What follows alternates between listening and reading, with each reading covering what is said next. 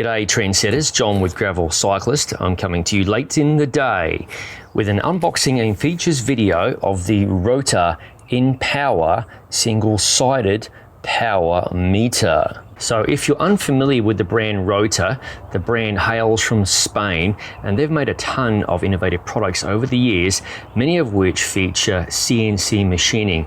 Some of the stuff they make is an absolute work of art. In the video description below, I'll link to my review of the Rotor Uno hydraulic shifting and braking system, and also to the video of their latest release, the 1x13 speed hydraulic shifting and braking system designed for road, gravel and mountain bike. I promise not to ramble on too much in this video, but I will preface this by saying I've never been a huge fan of power meters. I've only ever tried one on one occasion, mostly during my review of the Rotor Uno group set that I mentioned before, but I didn't pay the power meter any heed. However, my good friend Laurie at Rotor Bike USA contacted me and said, John, you need to change your ideas on power meters, so therefore I'm going to send you one to review. And here we are. So without further ado, let's open the box. And here we go. So inside the box, I've got the manual, which I will definitely have to read. I should probably read this as well. It could come in handy. This is a crank spider, which we'll have to bolt on to the crank spindle at some point. I'm running a 2x setup. I'm sorry, 1x fans. Inside this little box, there's a bunch of spacers, which I will have to read the manual, what I'm supposed to use for the bikes I have at my disposal. And here we have the actual power meter arm. This is the drive side, and it might be hard to see. I might have to overlay a photograph, but the electronics are contained inside the spindle. It's a very discreet power meter. You don't have any dodgy looking hubs set up or goofy looking attachments to your crank arms. Rotor have done a fantastic job. And here's the non-drive side arm. And as you can see, Rotor have done a nice job of machining this crank to make it reasonably lightweight. So cranksets are kind of useless without chain rings. Therefore, Laurie sent me a lovely set of Rotor no-Q chain rings. These are the rounded chain rings. They also make an ovalized configuration, and I have a 46 big ring and a 34 small chain ring. And it wouldn't be complete without a bottom bracket, English thread. I asked Laurie to send me two of these actually, because I plan to swap this crankset on a regular basis between two different bikes. I've got a few little experiments I wish to undergo during my review process. I know everybody wants to see the bottom bracket itself, so there is the bottom bracket installation tool for the cups. This is like a bird's eye view, isn't it? This is amazing. And here we go. There. Hopefully it's in focus. It's not, is it?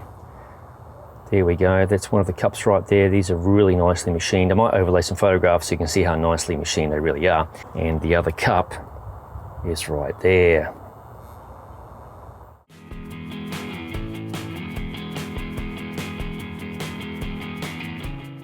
And here we go, we've got the drive side crank arm going on, followed by the non-drive side. And I forgot to mention, I have 172.5mm cranks. There's the spider, and the spider is marked up with these little indicators. I forgot what OCP stands for, but it relates to the ovalized rings that Rotor produces, and you can position the rings, the oval part, for optimization of your pedal stroke. This crankset measures cadence, power, torque, and a few other metrics all through the spindle. It's pretty impressive. Now we'll have the bottom bracket. This is balancing in a very precarious manner. Okay, I'll take a couple of spaces just for giggles. So far we're at 658 grams. So I'll throw the bigger spacers on there, okay, for worst case scenario. I may not need them. Righto, we're up to 672 grams. Let's throw on the small chain ring. Oh man, it's like a house of cards here.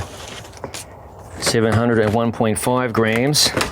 Big ring, the 46 tooth. please don't fall off the scale. Oh yeah. 787 grams total for the system.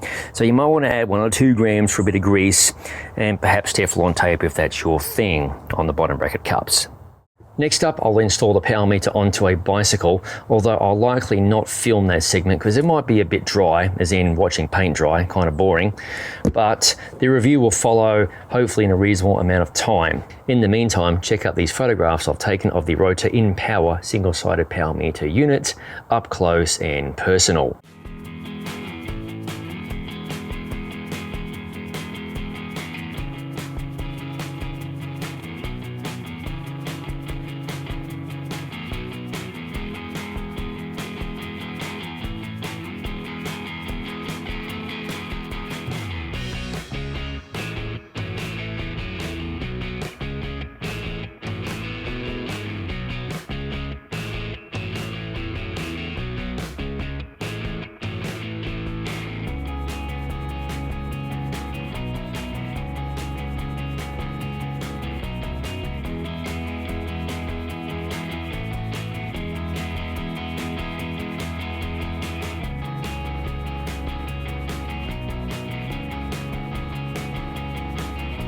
Thank you for watching. If you haven't already, please subscribe to the Gravel Cyclist YouTube channel and don't forget to click the bell button to be notified of future videos as they are released to the channel. I'll see you in the next video.